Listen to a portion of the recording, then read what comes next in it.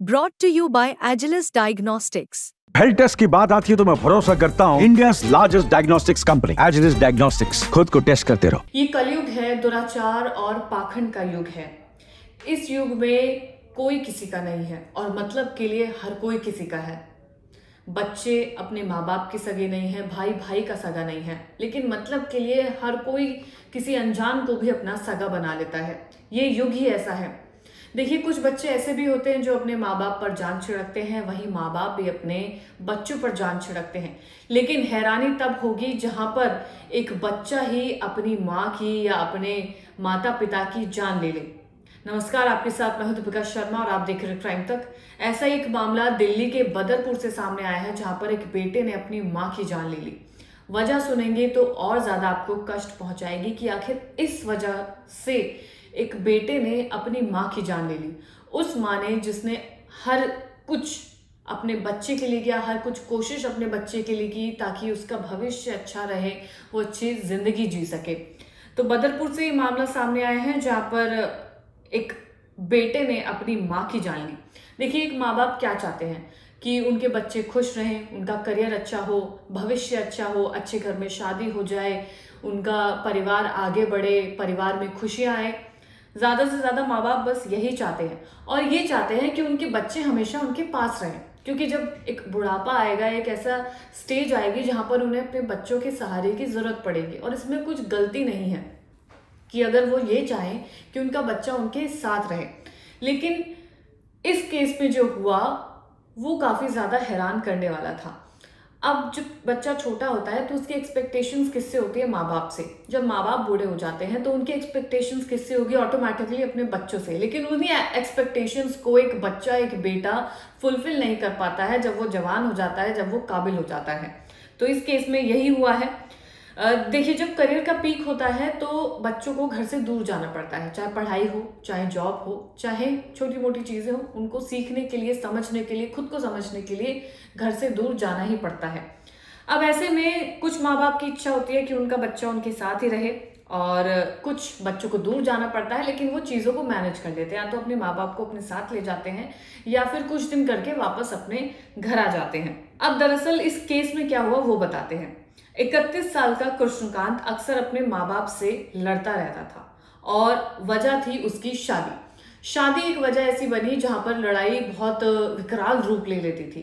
उसके जो माता पिता हैं उनका ये कहना था कि उनका बेटा शादी कर ले और फिर अपना जो उसे करना है आगे करे। लेकिन बच्चे का मानना ये था, कृष्णकांत का मानना ये था कि वो शादी करेगा लेकिन कनाडा जाकर। उसे कनाडा जाना था, कनाडा में सेटल होना था, कनाडा जाकर ही वहां पर शादी करनी थी। अब क्योंकि आमतौर पर कई लोग ऐसे होते हैं जिनके फ्यूचर प्लान्स यही होते हैं कि वो बाहर जाकर सेटल होंगे। इसके साथ प्रॉब्लम क्या थी? एक तो ये नशेड़ी था, इसके पास कोई काम नहीं था, घर में रहता था, बेरोजगार था, लेकिन इसके ख्वाब ऐसे थे कि इसे कनाडा जाके सेटल होना है और यहाँ पर ये कुछ भी नहीं करता था। इसका जो छोटा भाई है उसकी भी नौकरी है, वो बैंक में काम करता है, जो पिता है वो प्रॉपर्टी का काम करते हैं, लेकिन ये कोई काम नहीं करता था। बस इसको रट थी कि इसे बस कनाडा जाना है। लेकिन माँ बाप ये चाहते थे कि उनका बेटा यहीं रहे, भारत में रहे और भारत में ही शादी करे और वो दूर ना जाए। देखिए, नशेड़ी होने के बावजूद भी ये पेरेंट्स यही चाहते थे कि उनका बेटा उनके साथ रहे। आमतौर पर क्या होता है कि ऐसे बच्चों को घर से निकाल दिया जाता है कि तुम अपने आप सीखोगे तभी समझोगे, लेकिन इसकी जिम्मेदारी पेरेंट्स अभी तक भी लेना चाह रहे थे।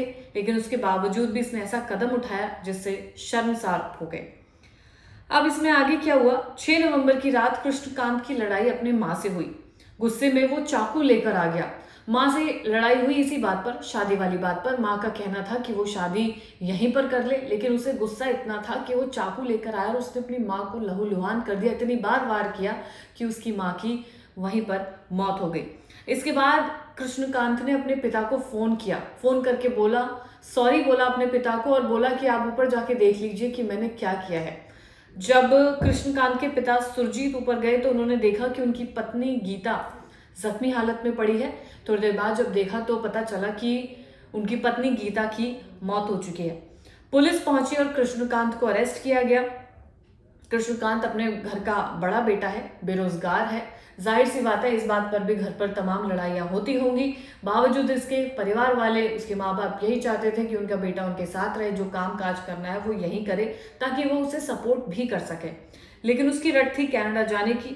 उसने अपनी माँ को चाकू से मारा, कई बार वार किया। पुलिस ने जो खुलासा किया है वो ये किया है कि इसमें पूरी प्लानिंग पहले से की गई थी, क्योंकि जो चाकू जिससे उसने अपनी माँ पर वार किया है वो पहले से खरीद कर लाया था, स्पेशली अपनी माँ को मारने के लिए। ये खुलासा पुलिस ने किया है कि कृष्णकांत अपनी माँ को मारने की प्लानिंग कई दिनों से कर रहा था।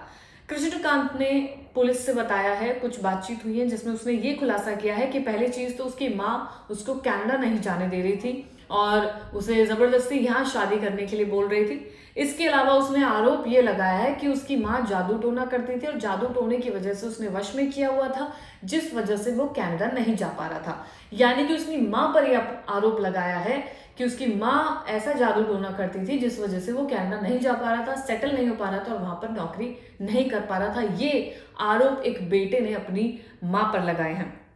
इसलिए उसे गुस्सा आया, उसने प्लान बनाया अपनी माँ का कत्ल करने का और उसके बाद उस चाकू से अपनी माँ का कत्ल कर दिया। आसपास के माहौल में दहशत है, पूरी दिल्ली में दहशत है। दिल्ली में दहशत क्यों है? क्योंकि पिछले 10 दिनों के अंदर दिल्ली में 11 शूट आउट और 7 मर्डर हो चुके हैं।